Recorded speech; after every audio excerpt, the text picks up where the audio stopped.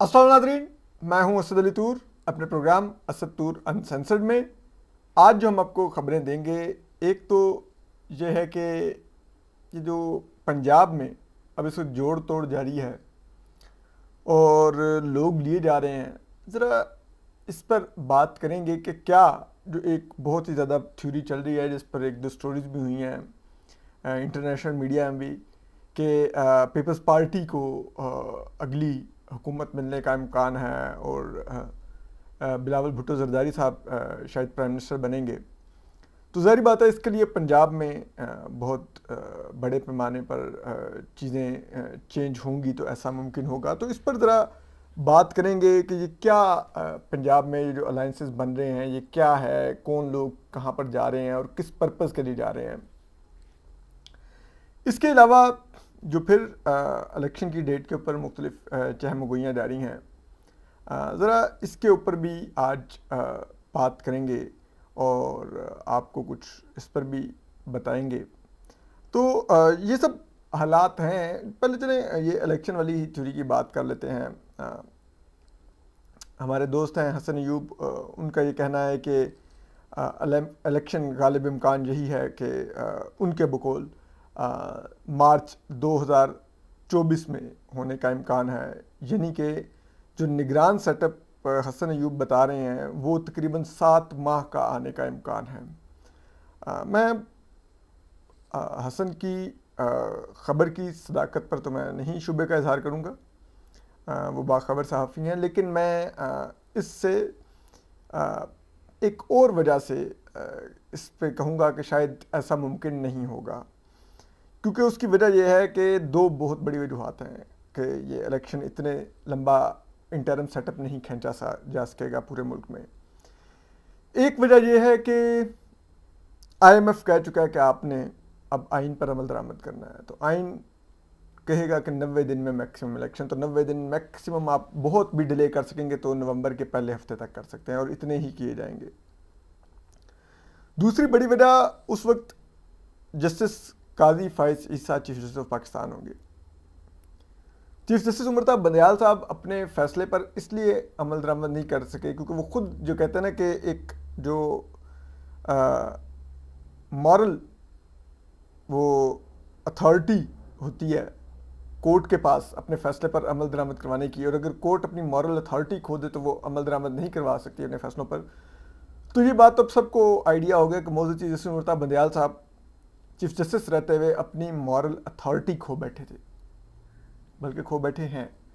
7 जजेस उनसे supreme court में अलहदा हो गए, उन्होंने अपना 8 जजेस का धड़ा बना लिया। टेक्निकली उनकी नज़र में सुप्रीम कोर्ट है ही 8 जजेस की, और जिस अंदाज में वो केसेस को लेके चले, जिस तरह से उनके जो साथी जजेस थे उनके बारे में, जिस मुज़ाहिर अकबर नकवी के बारे में ऑडियोज़ आ रही हैं, उनकी अपनी सास की ऑडियोज़ आ रही, तो उनकी अखलाकी अथॉरिटी ही बड़ी सिस्टमेटिकली इस हुकूमत ने और इस हुकूमत के पीछे मौजूद इस्टेब्लिशमेंट ने ज़ीरो कर दी। इस वजह से वो नहीं अपने फैसलों पर अमल करा सके। उसके मुकाबले में जस्टिस काजी फाइज ईसा जब चीफ जस्टिस बनेंगे तो वो अखलाकी अथॉरिटी भी रखते होंगे, कानूनी अथॉरिटी भी रखते होंगे, और वो एक उस मामले में उनकी रिप्यूट भी बहुत अच्छी होगी। तो उनको हुकूमत या इस्टेब्लिशमेंट का डिफाई करना उस तरह से मुमकिन नहीं होगा, और हम जस्टिस काजी फाइज ईसा से ये उम्मीद रखते हैं कि वो आइन पर अमल दरामद करवाएंगे और वो इस सेटअप को 90 दिन से आगे नहीं जाने देंगे और वो इलेक्शन को 90 दिन के अंदर ही करवाएंगे, to prove his integrity and to prove के क्या होता है अगर कोई आइन पसंद जज चीफ जस्टिस हो, ना कि धड़ों की जैसे कहते हैं ना नुमाइंदगी करने वाला, या जिसके पीछे जिसे कहते हैं वो कोई लाहौरी ग्रुप मुतहर्रिक हो। ठीक है, तो ये आपको फ़र्क उस वक्त नज़र आ जाएगा।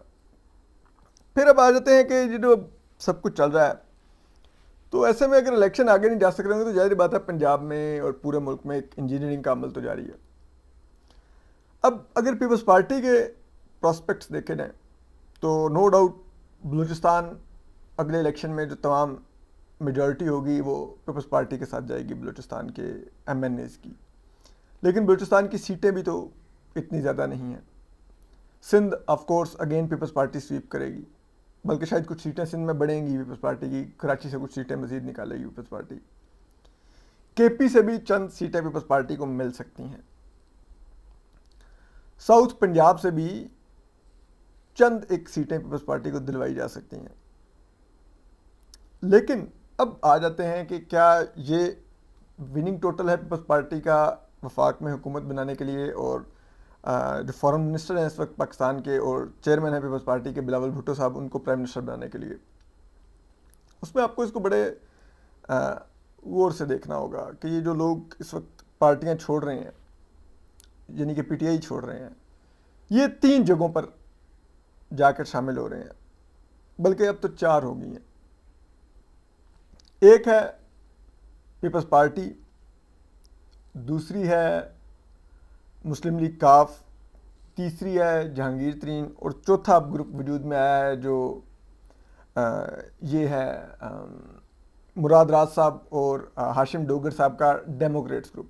तो 4 ग्रुपों में लोग समा रहे हैं। नून लीग इनको नहीं ले रही, क्योंकि नून लीग बहुत क्लियर है कि उसके पास तमाम हलकों में अपने कैंडिडेट्स मौजूद हैं, और पिछली दफ़ा जो उन्होंने तजर्बा किया था कि उन्होंने जहांगीर तरीन ग्रुप के जिन लोगों को बाई इलेक्शन में जुलाई में टिकट्स दिए थे लास्ट ईयर, वो तमाम के तमाम बुरी तरह हार गए थे। तो नून लीग कहती है कि अब हमें इन लोगों की नहीं ज़रूरत, क्योंकि ये पीटीआई छोड़ के आते हैं और इनके पास पीटीआई का वोट बैंक है, अपना उतना वोट बैंक नहीं है, पर्सनैलिटी वोट बैंक, और हमारा वोटर इनको वोट करने को तैयार नहीं है। नून लीग का वोटर वो कहता है कि ये तो हमारे हैं ही नहीं, हमने तो 3-3.5 साल इनके खिलाफ अपोजिशन की थी और अब इन्हीं को वोट करना है, तो हम तो नहीं वोट करेंगे। तो इस वजह से ये लोग हार जाते हैं। अब फिर जो एंटी नून लीग वोट है, जो कि बहुत बड़ी सूरत में पीपल्स पीटीआई के पास मौजूद था, क्या ये जो पीटीआई छोड़ के जा रहे हैं, क्या ये वो वोट बैंक भी साथ लेके जा रहे हैं जो कि एंटी पीएमएलएन वोट बैंक है? तो देखिए, पीपल्स पार्टी तो चले ये एंटी पीएमएलएन इलेक्शन लड़ लेगी पंजाब में, ठीक है, वो एक शनाख्त भी रखती होगी एंटी पीएमएलएन की। दूसरी एंटी पीएमएलएन की शनाख्त अब भी पीटीआई के पास होगी, ना तो वो जहांगीर तरीन साहब के पास होगी, ना तो वो काफ लीग के पास होगी, ना वो उस तरह से डेमोक्रेट ग्रुप के पास होगी। चाहे वो बात वही करेंगे जो पीटीआई कर रही होगी। तो उस सूरत में अब पीटीआई के साथ जो कर दिया है एस्टेब्लिशमेंट ने, वो तो आप कह लेंगे पार्टी ऑलमोस्ट ज़ीरो कर दिया उन्होंने, ऑलमोस्ट ज़ीरो हो गया। जो चंद एक लोग बचे, कुछ चेहरे रह गए, वो भी वो कर देंगे ज़ीरो। जो पार्टी छोड़ेगा नहीं तो या तो वो डिस्क्वालीफाई हो जाएगा या मिलिट्री कोर्ट में ले जाएंगे उसको। इमरान खान साहब भी डेफिनेटली डिस्क्वालीफाई हो जाएंगे इलेक्शन से पहले पहले, साफ नज़र आ रहा है, सबको आइडिया है। और मतलब गो के उनको डिस्क्वालीफाई करवाने के लिए इस्टेब्लिशमेंट और ये हुक्मरान इत्तेहाद की बहुत बड़ी ख्वाहिश और कोशिश भी कारफरमा होगी, लेकिन उसमें सबसे बड़ा फैक्टर अब भी इमरान खान साहब की अपनी करप्शन है, जो उन्होंने अलकादर ट्रस्ट केस में की है। उन्होंने बहुत बड़े पैमाने पर करप्शन की है, मुबैना तौर पर, और बहुत बड़े पैमाने पर की है। आप बताइए ना, एक सबसे बड़ा लैंड ग्रैबर मलिक रियाज क्यों इमरान खान साहब को ज़मीन अतिया देगा? एक सो कॉल्ड अलकादर ट्रस्ट के लिए 458 कनाल, 7 अरब रुपए की ज़मीन, छोड़िए ना। तो वो तो फिर जो पीटीआई का जो वोटर होगा, जो इमरान खान साहब से मोहब्बत करता है, जो नून लीग से नफरत करता है, वो जब देखेगा इमरान खान साहब मैदान में नहीं, उनकी पार्टी भी उस तरह से मैदान में नहीं, तो वो वोट करने के लिए निकलेगा ही नहीं। ये मत समझिए कि वो अगर उसके पास अगर नून लीग के खिलाफ वोट करने के लिए पीटीआई नहीं है तो वो जाके वोट कराएगा नून लीग के खिलाफ जहांगीर तरीन साहब खड़े किए हुए लोगों को, या वो मुराद राज साहब के खड़े किए हुए लोगों को, या वो काफ लीग के खड़े किए हुए लोगों को, या पीपल्स पार्टी के खड़े किए हुए लोगों को, वो नहीं निकलेगा। फिर अब बच जाते हैं चंद लोग जो पीपल्स पार्टी, पीएम, इस डेमोक्रेट्स ग्रुप, काफ लीग और जहांगीर तरीन ग्रुप को वोट करेंगे। तो ये 4 जो एंटी पीएमएलएन वोट होगा वो 4 हिस्सों में डिवाइड होगा यूं, यानी कि जहांगीर तरीन ग्रुप, काफ लीग, ये डेमोक्रेट्स ग्रुप और पीपल्स पार्टी। तो उस सूरत में जो एंटी पीएमएलएन वोट है वो एक जगह पर नहीं जा रहा होगा, वो डिवाइड हो रहा होगा। तो इस सूरत में चंद एक इलेक्टेबल्स के अलावा जो जेकेटी ग्रुप में होंगे साउथ पंजाब से, चौधरी बिरादरान खुद जो गुजरात, मंडी बहाउद्दीन और चकवाल की कुछ कॉन्स्टिट्यूंसीज में परफॉर्म कर लेंगे, जीत भी सकते हैं। और पीपल्स पार्टी वो मखदूम अहमद महमूद साहब की सूरत में और दीगर चंद लोगों पर इंसार करते हुए जनूबी पंजाब से सीटें जीत सकती है। जबकि जो डेमोक्रेट ग्रुप है हाशिम डोगर साहब वाला, ये भी शायद कोई इसी तरह 1 2 3 सीटें ही निकालेगा, इससे ज़्यादा इनकी कोई कैपेसिटी नहीं है। तो इसलिए आपको ये समझना होगा कि जो ये तमाम चारों ग्रुप्स हैं, अगर ये बहुत भी इन्होंने पंजाब में गेन किया तो चारों मिला के भी शायद कोई 25 30 मैक्सिमम सीटें गेन कर सकते हैं। और पीटीआई ने भी अगर निकालनी तो 5 6 वो निकाल सकती है। तो पंजाब की अगर आप 140 41 सीटों को देखें तो इट मीन्स 100 के करीब फिर भी पीएमएलएन के पास जाने का गालिब इम्कान है। और अगर पीएमएलएन पंजाब में 100 के करीब सीटें कर लेती है और फिर उसके बाद वो केपी में भी हज़ारा बेल्ट से अपनी सीटें वापस निकालती है और इसी तरह वो अगर कहीं और कराची से भी कोई 1 2 सीटें निकाल लेती है और बाकी वो कुछ आज़ाद उम्मीदवार हासिल कर लेती है तो वो कोई 120 25 के करीब कर लेगी। फिर उसके बाद रिजर्व आ जाएंगे तो वो कंफर्टेबली फिर इस पोजीशन में होगी कि वो जेकेटी ग्रुप और की जो चंद सीटें होंगी उन लोगों को, काफ लीग के चंद लोगों को साथ मिलाकर और जो जीते हुए होंगे, ये पहले अलायंस नहीं होगा कि इलेक्शन से पहले इनसे अलायंस किया जाएगा, इलेक्शन के बाद अलायंस होगा। और जो कराची से एमकेएम की अगर कोई सीट हुई तो वैसे तो बहुत मुश्किल लग रहा है उनको साथ मिला के। वो कि एमकेएम में भी अब कुछ जान पड़ी है क्योंकि जैसे भी हैं सारे अब एक प्लेटफॉर्म पे आ गए हैं, मुस्तफ़ा कमाल साहब और दीगर लोग, ये फारूक सत्तार, ये सब लोग। वोट बैंक बहुत बुरी तरह एमकेएम का श्रिंक हुआ है। वोट बैंक अभी भी एमकेएम का जो है वो अल्ताफ़ हुसैन साहब लाइलिस्ट है, तो अब मालूम नहीं इन लोगों में से कोई अगर कुछ सीटें निकाल सकते हैं कि नहीं। लेकिन ये है कि ये अब एक एमकेएम एक प्रेशर ग्रुप की सूरत में कम से कम नज़र आ रही है कराची में। तो ये फिर उधर से फिर मौलाना फजल रहमान जेजेएफ ये उनको साथ मिला सकते हैं। तो उस सूरत में ये फिर उस पोजीशन में आ जाएंगे कि ये अपनी अददी बरतरी कायम कर सकते हैं, 172 का नंबर ये क्रॉस कर सकते हैं। पीपल्स पार्टी एक ऐसे वक्त में 2 सूबों में तो कंफर्टेबली हुकूमत बनाएगी, वो है बलूचिस्तान और जिसे कहते हैं सिंध। जो केपी है वहाँ पर इस दफ़ा बहुत ज़्यादा आपको कहें कि स्प्लिट मैंडेट आएगा। जेजेएफ भी सीट्स निकालेगी, एएनपी भी निकालेगी, पीटीआई भी चंद जगह पे निकाल लेगी, लेकिन पीटीआई के पास वहाँ पे भी इस दफ़ा कैंडिडेट्स का बहुत इशू होगा। और पीपल्स पार्टी भी निकालेगी, पीएमएलएन भी निकालेगी, तो वहाँ पे से तो मिक्स मैंडेट सबको कुछ ना कुछ उधर से मिल जाएगा। तो इन द एंड बचेगा तो पंजाब ही, कि पंजाब किसको क्या देगा। जिसको पंजाब जिसकी झोली भरेगा वही वफाक में हुकूमत में आएगा। तो ये एक ऐसा सिनेरियो है जिसमें पीपल्स पार्टी अभी भी कम से कम मुझे अपनी नाकिस राय में अभी पीछे नज़र आ रही है।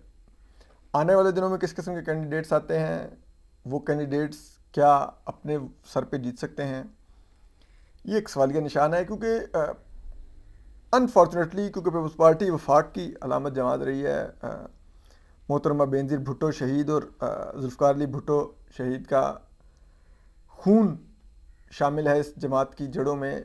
पीटीआई के पीपल्स पार्टी के सैकड़ों कारकुनों का और खून शामिल है इस पार्टी की जड़ों में। तो लेकिन अनफॉर्चुनेटली ये जमात पंजाब में 2013 के बाद बिल्कुल तकरीबन वाइप आउट हो गई है। चंद एक सूबाई असम्बली की नशस्तों के अलावा जो कि 8 से 10 बनती हैं और चंद एक एमएनएज की नशस्तों के अलावा पीपल्स पार्टी बहुत बुरी तरह श्रिंक हुई है। तो जो कैंडिडेट इलेक्शन लड़ते हैं वो कैंडिडेट होते हैं जिनका 50-60% अपना पर्सनैलिटी वोट बैंक होता है, 20-30% उनको पार्टी वोट बैंक मिलता है, और बाकी वो अपनी कैंपेन से इधर उधर बिरादरियाँ जोड़ तोड़ करके, ताजिर इत्तेहाद जोड़ तोड़ करके, इन्फ्लुएंशियल तबकों के, वो कैंपेन से फिर मज़ीद 20-25% वोट गेन करते हैं, तो वो एक विनिंग टोटल करते हैं। यहाँ मसला ये है कि यहाँ पर अगर पीपल्स पार्टी के पास कोई इलेक्टेबल कैंडिडेट आ भी जाए जिसका अपना पर्सनैलिटी वोट बैंक 40-50% हो, तो पीपल्स पार्टी अभी तक अनफॉर्चुनेटली पंजाब की कॉन्स्टिट्यूंसीज में किसी को 8-10% से ज़्यादा वोट बैंक नहीं दिलवा सकती। तो उसको कैंपेन करके फिर अपने हार्ड वर्क से 30-40% वोट मजीद हासिल करना है, क्योंकि एक बहुत ही मुश्किल टास्क है। और वो शायद पीपल्स पार्टी के जो टिकट बटेंगे पंजाब में, वो सब कैंडिडेट्स के लिए वो 30-40% वोट बैंक अपनी कैंपेन और कन्विंसिंग से हासिल करना बहुत एक, जिसे कहते हैं ना, मैं नामुमकिन नहीं कहता, लेकिन एक बहुत ही मुश्किल टास्क होगा। तो इसलिए भी देखते हैं कि क्या होता है पंजाब में, लेकिन अभी तक भी गालिब इम्कान है कि अभी तक नून आगे है। हाँ, अगर पीटीआई अभी भी मैदान में मौजूद होती तो शायद हालात मुख्तलिफ होते, लेकिन अब क्योंकि बड़ी दोनों पार्टियां पीएमएलएन और पीपल्स पार्टी हैं, तो नून अभी तक भी आगे ही लग रही है। लेकिन देखते हैं, it's too early to predict. आने वाले दिनों में और भी जोड़ तोड़ होंगे, ऊँट इधर उधर बैठेंगे, कैंडिडेट्स के नाम सामने आएंगे, फिर उन कैंडिडेट्स की प्रोफाइल को भी हम गो थ्रू करेंगे, तो हम ज़्यादा आपको क्लैरिटी से राय दे सकेंगे। तो अपना ख्याल रखिए। अल्लाह हाफिज़।